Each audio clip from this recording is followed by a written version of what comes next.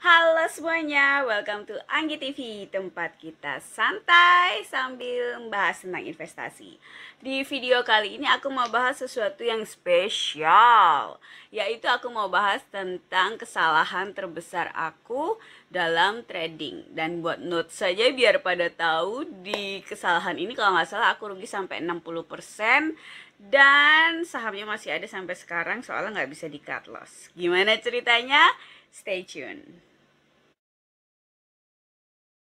Oke, jadi ayo kita mulai ceritanya tentang kesalahan terbesar aku di trading. Biar kamu tahu kalau semuanya itu emang butuh proses, dan kenapa aku ngomong gitu soalnya aku udah jalanin dan prosesnya emang lama.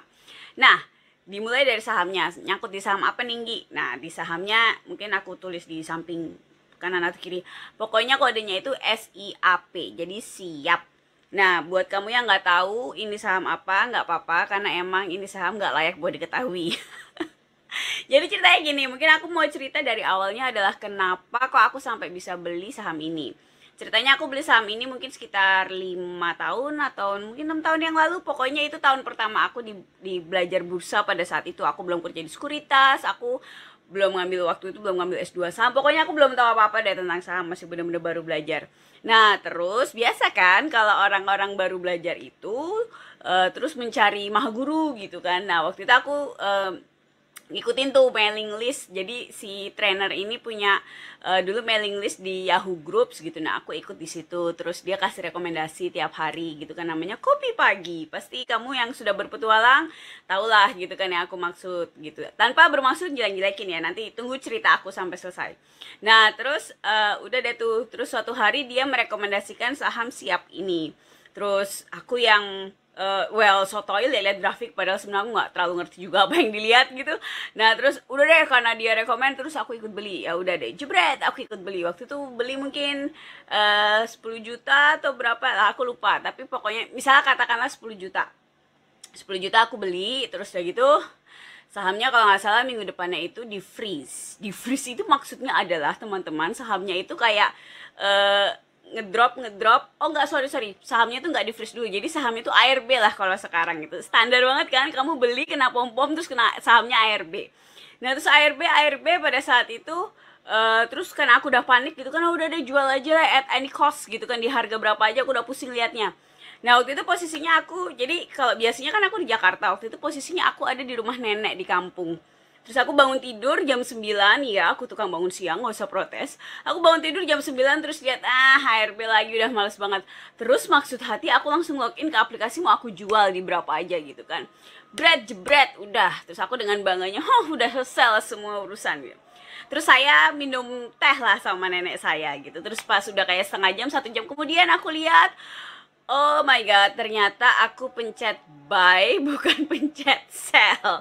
Jadi yang tadinya aku let's say punya 10 juta, yang aku lakukan adalah membeli lagi 10 juta di harga yang lebih rendah pada saat ARB itu. Jadi sekarang aku punya 20 juta nyangkut di saham yang tidak jelas.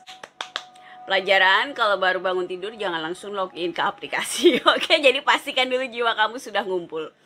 Nah, udah deh tuh akhirnya aku sedih gitu kan. Ya gimana dong nih, terus seperti biasa reaksi orang kalau kena ARB karena kena pom-pom orang adalah nyalahin yang pom-pom. Terus aku sibuk, wah ini orang gak kredibel nih, harusnya dia kan gak rekomend saham kayak gitu dong, gimana sih kita kan newbie bla bla bla bla bla bla bla. Saya menghabiskan kira-kira 3 bulan galau lah ngomongin dia yang tetek bengek ke semua orang yang mau dengerin saya, termasuk teman-teman saya. Sampai akhirnya saya bertobat, dan mari kita mulai. Saya akan bercerita apa pelajaran apa yang aku ambil dari pengalaman ini. Nah, ketika aku sudah bertobat dan akhirnya memutuskan untuk belajar, aku di video ini aku mau share kayak 4 hal yang aku pelajarin dari pengalaman ini. Yang pertama itu adalah tanggung jawab penuh. Jadi aku tahu sih, maksudnya itu kan aku yang ngambil keputusan, dia emang sharing, tapi kan dia nggak maksa aku buat beli, dia nggak apa ya, nyulik boneka aku untuk kamu beli nggak nih sahamnya, kalau nggak bonekamu aku bakar gitu kan, nggak ya. Jadi sebenarnya itu memang full tanggung jawab aku. Begitu aku bisa memproses itu dengan legowo gitu ya, kata orang Jawa, dengan hati yang lapang, itu saya mikir aku mikir ya juga sih sebenarnya salah aku juga, ngakunya juga nggak ngerti. Masa orang beli sesuatu yang nggak ngerti rugi terus kamu marah-marah sama orang lain, kayaknya itu sangat amat sangat tidak cerdas gitu. Jadi saya memutuskan untuk oh ya udah memang tanggung jawab saya. Maka lalu saya harus gimana gitu kan pertanyaannya. Yang jelas sih uang yang nyangkut itu masih saya ikhlasin, masih ada di portofolio. Oh ya, buat note sampai sekarang portofolionya itu masih ada. Nanti aku sharing. Abis ini aku share screenshotnya ya, bahwa itu emang masih ada. Ruginya itu seperti yang kamu lihat kalau nggak salah nyampe 60%. Terus bad newsnya adalah dia tuh nggak bisa di cut loss karena sekarang bahkan sahamnya itu di freeze. Jadi di freeze itu di sahamnya nggak ada kegiatan, nggak ada volume, nggak boleh diperdagangkan karena dia punya masalah sama BEI yang karena perusahaannya nggak setor, bla bla. Pokoknya ini emang perusahaan abal-abal nggak jelas, dia nggak ngurusin administrasi di belakangnya sehingga sama BEI itu di kayak di apa dimasukin kulkas gitu lah ya, nggak bisa diapa-apain. Dan ya saya sebagai retail ya jadi korban. Tapi ya anyway, jadi itu saham masih nongkrong di portofolio salah satu sekuritas yang saya pakai. Dan ya sudahlah, pelajaran dari Tuhan bahwa Anggi besok nggak boleh begitu lagi. Nah itu tadi ya. Terus pelajaran kedua yang aku ambil adalah aku mulai sadar bahwa aku harus analisa sendiri. Begitu aku nyangkut di saham itu, aku sadar oh ya saya tuh nggak bisa cuan oriented gitu. Jadi kan biasa kita gitu kan waktu awal di bursa saham langsung mikir, wah ya kalau tiap bulan aku untung 5%, maka 1 tahun aku untung 60%, maka dalam 5 tahun aku akan lebih kaya dari Bill Gates gitu. Kira-kira kepalanya begitu gitu. Saya juga dulu begitu, maka saya tahu persis memang logika berpikirnya seperti itu gitu pada saat awal. Dan itu kayak step-step yang harus kamu lalui sampai akhirnya kamu bisa menjadi trader atau investor mandiri yang benar-benar analisa sendiri dan ngambil keputusan sendiri. Prosesnya memang panjang. Terlepas dari aku tahu banyak yang gak suka ketika aku bilang 10.000 jam di video ini, tapi percaya deh, itu aku udah jalanin soalnya. Ya hopefully sih kamu lebih cepat prosesnya, amin. Tapi siap-siaplah untuk hal yang terburuk kan, which is 10.000 jam.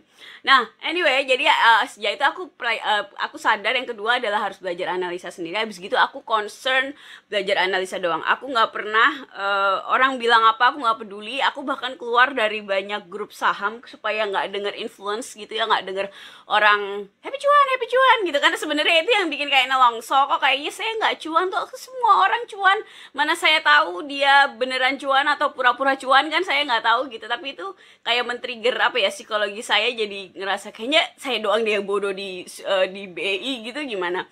Nah itu nggak sehat banget, makanya akhirnya aku keluar dari banyak grup saham. Terus yang ketiga itu tadi, jalanin prosesnya dengan sabar, karena ternyata belajar analisa itu nggak langsung bisa gitu. Sayangnya dunia tidak sekeren itu guys, semuanya pakai proses. Jadi ya itu tadi, jalani prosesnya dengan sabar. Saya dengan lapang dada menerima fakta bahwa saya masih lama perjalanan kaya dari bursa saham menjadi the next Warren Buffett Indonesia bla bla bla. Kayaknya masih lama banget, tapi saya enjoy aja sama prosesnya, concern ke diri saya sendiri, apa yang saya pelajari setiap tahun. Nah itu. Terus pelajaran terakhir nih, pelajaran terakhirnya sih ini, bahwa aku menganggap si saham siap tercintaku yang minus 60% dan gak bisa diapa-apain ini adalah hal terbaik yang terjadi sama saya di market gitu. Karena kadang hidup gitu kan ya, kita ada sesuatu yang kita nggak suka banget terjadi dalam hidup kita, tapi setelah kita lihat dalam view yang misalnya 3-5 tahun kemudian, bahwa oh ternyata karena saya membuat kesalahan itu, maka saya menjadi orang yang lebih baik, misalnya dalam hal ini menjadi investor yang lebih baik, trader yang lebih baik. Dan ya saya bisa bilang itu adalah hal terbaik yang terjadi sama saya. Jadi terima kasih Kopi Pagi sudah bikin saham saya nyangkut, tapi sekarang akhirnya saya jauh lebih bisa untuk analisa, dan ya lumayan lah ya, udah tidak terlalu ngalor ngidul tradingnya gitu. Nah itu aja pengalaman yang aku sharing di video kali ini. Gimana dengan kamu? Oke, kamu pernah nyangkut atau gimana, curhat tentang saham? Banyak yang sering curhat sama aku di Instagram, jadi kalau kamu mau curhat follow aja Instagramku gitu kan, nanti kita chatting di DM asal kamu nggak aneh. Biasanya aku sih bales santai-santai aja. Nah udah deh gitu, jangan lupa subscribe, likes, biar Dewa YouTube mendukung channelku dan aku jadi duta investasi Indonesia yang ngaku-ngaku versi abal-abal. But anyway, okay, thank you udah nonton. I'll see you in the next video. Okay, ciao.